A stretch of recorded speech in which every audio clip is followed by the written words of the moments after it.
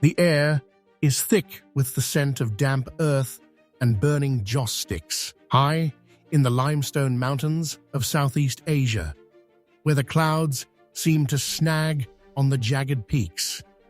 A group of elders gathers in the dim light of a flickering fire. They aren't just talking, they are remembering. They are waiting for a name that has echoed through the valleys for centuries. Selena, Robin, tonight we aren't just looking at history, we're stepping into a living legend. It's a powerful scene, Sam. That name that they're whispering is Yahshao. To the Hmong people, Yahshao isn't just a historical figure or a simple monarch. He is a messianic promise, a king of the Hmong who represents sovereignty, identity, and the restoration of everything they've lost over 1,000 years of migration. Wait, Selena, I have to jump in here. When we say king, are we talking about a literal person with a crown and a palace? Or is this more of a spiritual metaphor? Because for a people who have been famously stateless and independent, the idea of a central king seems, well, almost contradictory to their way of life. That's exactly the tension we're exploring, Robin. Is he a man, a ghost, or an idea? Sam, I've heard the stories of how the Hmong were a great kingdom in China before being pushed south. Does the legend of Yahshao start there? It really does, Sam. The Hmong oral tradition tells of a time when they had their own land, their own cities, and most importantly, their own writing. But as they were forced out of China and into the mountains of Laos, Vietnam, and Thailand, they lost their books.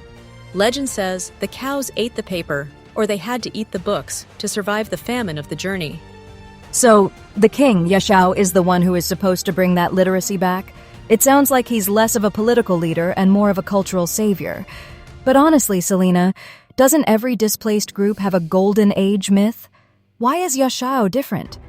It's different because for the Hmong, the arrival of the king is often tied to very real, very dangerous historical movements.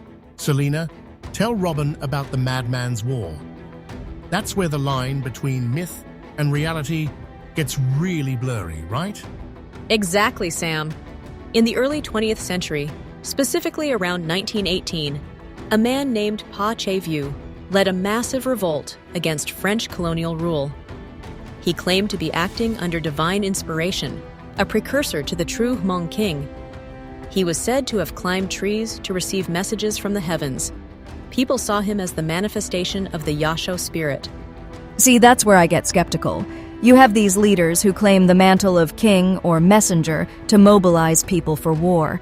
It's a powerful tool, sure, but is it Yahshao, or is it just clever recruitment? I mean, calling it the Madman's War doesn't exactly scream stable leadership, does it? Robin, you have to look at the context. The French were taxing them into starvation. The Hmong were at the bottom of the social ladder. In that kind of desperation, the promise of a king, a Yahshao, who would level the playing field, was the only thing that could unite scattered clans who usually didn't answer to anyone. And it wasn't just about war, Robin. It was about dignity. The legend says that when the Hmong king, Yahshao, returns, the Hmong will no longer be the children of the mountains who have to hide. They will have their own script again. That's a recurring theme. The king brings the word. He brings the ability to write down their own story. Okay, I can respect the literacy aspect, but let's talk about the 1960s. During the secret war in Laos, I've read that some Hmong soldiers looked at General Vang Pao as a potential king. Was he their Yahshao, or was he just a general caught in a Cold War crossfire? That's a heavy question, Robin. Vang Pao was a complicated figure. For many, he was the closest thing to a king they had seen in generations. He led an army, he dealt with world powers, and he provided a sense of protection. But even he had to navigate the ancient prophecies of Yahshao. You're right, Sam. There's a fascinating story from that era about a man named Shuo Vengder. He was an illiterate farmer who claimed that two celestial beings visited him and taught him a completely new Hmong script called Pahao Hmong. He was hailed as a spiritual leader, and many believed his gift of writing was the sign that the king's era was beginning. Wait, so a farmer just invents a script and people think it's a divine sign from the king? That's incredible, but also how does that play out? If I'm a Hmong person in the 70s, am I looking for a guy in a palace or am I looking for a guy with a pen? Maybe both. That's the beauty of the Yahshao myth, Robin. It's flexible. It adapts to what the people need. In the mountains, they needed a warrior. In the diaspora, maybe they need a scholar. Selena, how does this king idea translate to the Hmong living in places like Minnesota or California today? It's shifted into a search for cultural preservation, Sam. In the U.S., the king isn't necessarily a person they expect to see walking down the street. Instead, Yahshao has become a symbol of Hmong excellence and unity. When a Hmong person succeeds in politics or the arts, you'll sometimes hear whispers, not that they are the king, but that they carry the spirit of the king's return. So it's like a Hmong version of the once and future king, like King Arthur waiting in Avalon? It's a way to say, we are not just refugees. We are a people with a royal destiny. I can see how that would be a powerful psychological shield against the trauma of the war and relocation. Exactly, Robin. It's about resilience. But there's a darker side too, isn't there, Selena?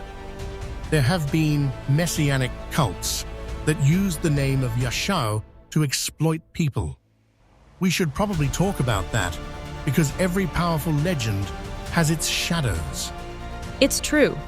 Throughout the 80s and 90s, there were several instances in the refugee camps, and even in the U.S., where individuals claimed to be the chosen one or the new king. They would collect money from poor families, promising that the king was building an army to retake their homeland. It caused a lot of heartbreak. That's the danger of a legend that's always about to happen, right? It leaves a vacuum that anyone with enough charisma can try to fill. If the king is always coming, then the first person to show up with a convincing story and a bit of authority can lead people astray. How do the elders distinguish between a fake and the real thing? That's where the Civ Yis comes in, the shamanic tradition. Selena, doesn't the shaman play a role in identifying these spiritual leaders? It's not just a political choice, it's a spiritual one. Absolutely. The Hmong world is deeply interconnected with the spirit realm. A true leader, a true king like Yahshao, would have to be recognized by the spirits. It's said that the king will possess certain signs, physical marks, or the ability to perform miracles that prove he isn't just an ordinary man. It's a system of checks and balances, in a way. But isn't that subjective? One shaman might see a sign where another sees nothing. It feels like the idea of Yahshao is designed to be forever just out of reach. If he actually showed up and sat on a throne, the mystery would be gone. The hope might even, deflate? That's a profound point, Robin. Maybe the power of Yahshao is in the waiting. It's the horizon line that keeps the culture moving forward. If you're always searching for your king, you're always remembering who you are. You're always keeping your traditions alive so that you're ready when he arrives. I think you've hit on it, Sam. There's a Hmong proverb that roughly translates to, "A people without a king are like birds without a forest." It's not about the individual man, it's about the forest, the sovereign space where they can truly be themselves. Yahshao is the architect of that forest. Okay, I'm starting to see it differently now. It's not just Game of Thrones in the mountains of Laos. It's a survival strategy. If you believe you have a king, you believe you have a future. But Selena, what happens to this legend as the younger generation grows up in the West? Are they still looking for Yahshao? I was wondering that too. If you're a Hmong kid in St. Paul, Minnesota, does the idea of a mountain king still resonate? Or does it feel like an old fairy tale your grandpa tells? It's evolving. You see Hmong rappers, filmmakers, and writers using the imagery of the king in their work. They might not believe a literal man is coming to lead them back to China, but they use the concept of Yahshao to talk about reclaiming their history. They're crowning themselves, in a way, by taking control of their own narrative. So the king is becoming a metaphor for self-determination. That's actually pretty cool. Instead of waiting for a savior, they're realizing that the king is the collective strength of the community. But wait, is there still a literal search going on? Are there still people in the mountains looking for him? Actually, Robin, there are. Even recently, there have been reports of small groups in the remote jungles of Laos who still hold on to the belief that the king will manifest and save them from the hardships they still face. For them, it's not a metaphor. It's a matter of life and death. It's heart-wrenching, honestly. These groups are often the descendants of those who fought in the secret war and were left behind. For them, the legend of Yahshao is the only thing that keeps them going in incredibly harsh conditions. They believe the king will come with supernatural power to whisk them away to a land of peace. That puts a different weight on everything we've discussed. It's easy for us to sit here and talk about metaphors and cultural identity, but for someone hiding in a jungle, that king is a literal lifeline. It makes you realize how powerful and how heavy a legend can be. It really does. It's a story of a people who refuse to be erased, whether it's through the Madman's War, the invention of a new script, or the success of a Hmong American entrepreneur. The ghost of Yahshao is always there, whispering that they belong to something greater than their current circumstances. And that's the real triumph of the king, isn't it? He doesn't need to exist in the flesh to rule. He rules through the songs, the embroidery of the story cloths, and the stubborn refusal of the Hmong people to forget their origins. As long as there is a Hmong person who remembers the name Yahshao, the king is on his throne. I think I get it now, Selena. The king isn't a person you follow. He's the dignity you carry. It's like they've built a kingdom out of memory and hope because the physical land was taken away. That's actually a very beautiful way to live, even if it's born out of tragedy. It's a kingdom of the spirit. And as we wrap up this journey into the mist, I can't help but think about that fire in the mountains we started with. The elders aren't just waiting for a man to walk out of the trees. They're keeping the fire hot so that the idea of the king never goes cold. Well said, Sam. The legend of Yahshao tells us that a people's spirit can never truly be conquered, as long as they have a story that makes them kings in their own hearts. It's a lesson for all of us, really, about the power of belief. I'm still a bit of a skeptic about the literal king, but I'm a total believer in the power of that story. Thanks for taking me through the mist, guys. I'll never look at a silver Hmong necklace the same way again. It's not just jewelry, it's a piece of a crown. Exactly, Robin. It's all part of the regalia. And as the mist clears and we come back to the present, we realize that the story of Yahshao isn't over. It's being written every day, in every Hmong household, in every corner of the world.